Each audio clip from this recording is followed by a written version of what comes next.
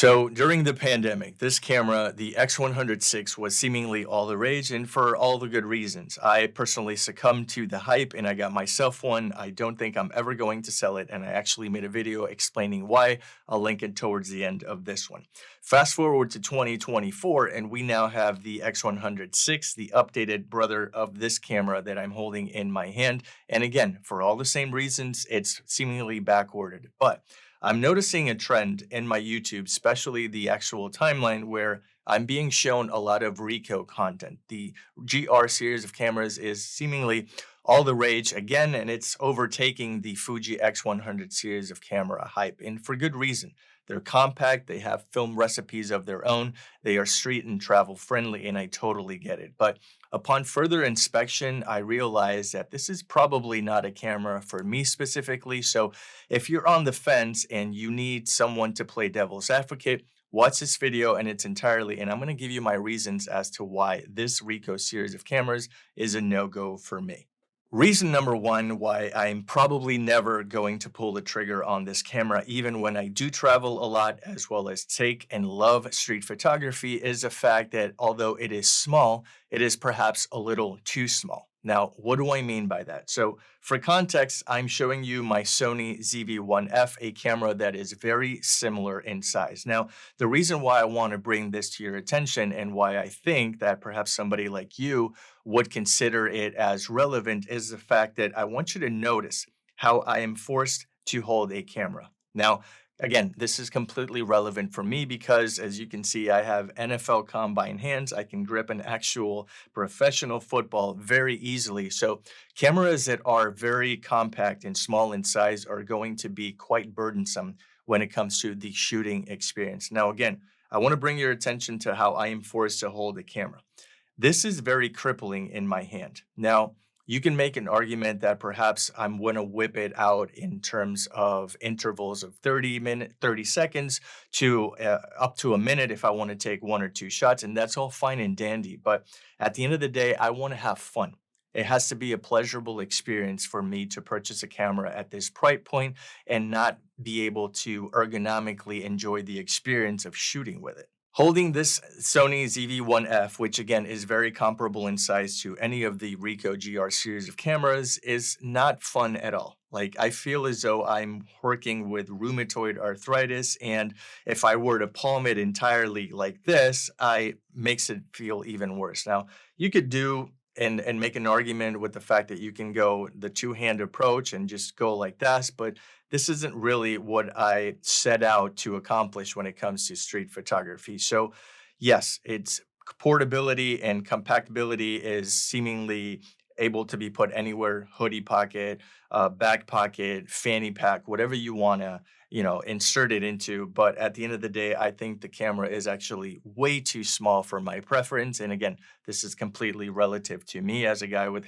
big hands. But at the end of the day, it is in fact a deal breaker for me because I want to be able to enjoy my experience. And doing this constantly, regardless of how long I'm shooting, is obviously not it. The second thing I inevitably have to bring to your attention is the fact that this camera does not come with an actual integrated viewfinder. Now, I think I'm being generous as a photographer when I call a unit like the Ricoh GR series of cameras an actual camera. I think that all cameras in 2025 should come with a viewfinder specifically as it pertains to photography.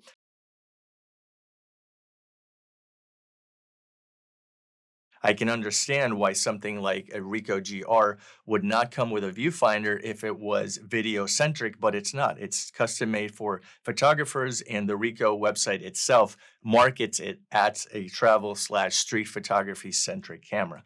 So again, for context, I'm bringing your attention to this one. The fact that it doesn't have a viewfinder is an absolute deal breaker, but at the very least, I would hope for something like a fully articulating touchscreen like the Sony ZV-1F has, but not even that it has. So I don't know if I could even call it a camera. And again, I guess I'm being a little bit snobby when I say that, but at the end of the day, I just don't see myself buying a camera that doesn't have a fully integrated viewfinder. Now, I can't imagine that Ricoh would have spent that much more money integrating one, and I totally get that They actually did it on purpose and by design so that it could retain its portability and its compact size. And for that reason alone, I can probably understand it. But when it's all said and done, I feel as though I want to put a camera up to my eye and compose it better. Now, this leads me to the second part of this reason as to not having a viewfinder, and that's the fact that in the event that you want to take pictures, you have to inevitably hold the camera out like this or like this, whatever the case may be. And that leads to a couple of issues for me. Number one is the fact that when you're shooting like this and not up close, the composition is going to inevitably not necessarily falter, but it's not going to be as good as to when you're actually holding a camera to your eye and composing it with your other eye fully closed. Now, that's part number one. Part number two is the fact that when you're shooting out using a camera's back LCD, the ambient light around me is going to affect the way that I appreciate the back LCD. Moreover, every time that I do use a camera like the Fujifilm X100V, which again I have right here, every time that I put it up to my face after appreciating the LCD first, I find that I'm tweaking settings at the last minute. And so whenever I am shooting like this, down below or high above, I notice that when I put it up to my face, I have to tweak some settings, namely sometimes the ISO or sometimes the shutter speed at the very last minute. So at the end of the day, I give myself less work in post-production as a wedding photographer, which is what I am.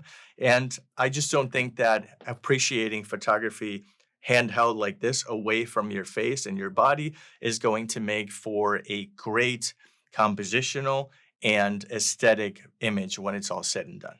So the third and final reason as to why I'm probably never going to get a Ricoh is the fact that I am not a fan of retracting lenses. Now, again, full story.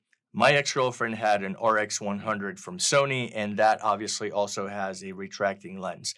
It eventually gave out because of the wear and tear, and she actually had to dispose of the camera because it was rendered unusable. Having a retracting lens for me gives it a little bit more probabilities of wear and tear in the sense that every time you turn on the camera, it's going to retract at least to a certain degree. Now, this is obviously going to be minimal if you're more of a 35mm shooter as opposed to enjoying the entire focal range that a Ricoh GR has to offer. So point in your favor. But at the end of the day, I think it is more propense to be part of the wear and tear process when it comes to retracting lenses. So I'm not a fan. Add to that the fact that every time I see a retractable lens camera, I think of it as cheaply made and the build quality is just not that great. So for those reasons and those reasons alone, I'm probably not going to consider a retracting lens camera in the near future, if ever. So there you have it. Those are my reasons why I am probably never going to hop on the Ricoh GR series of cameras. Now, this isn't to say that somebody with smaller hands can't enjoy shooting with it. This isn't to say that it's still not travel and street friendly. And this isn't to say that it can't be a pleasurable experience even when you don't have a viewfinder. So if the aforementioned reasons are not deal breakers for you, then by all means get it. I hooked you up with a link in the description so that you can check it out a bit more in depth.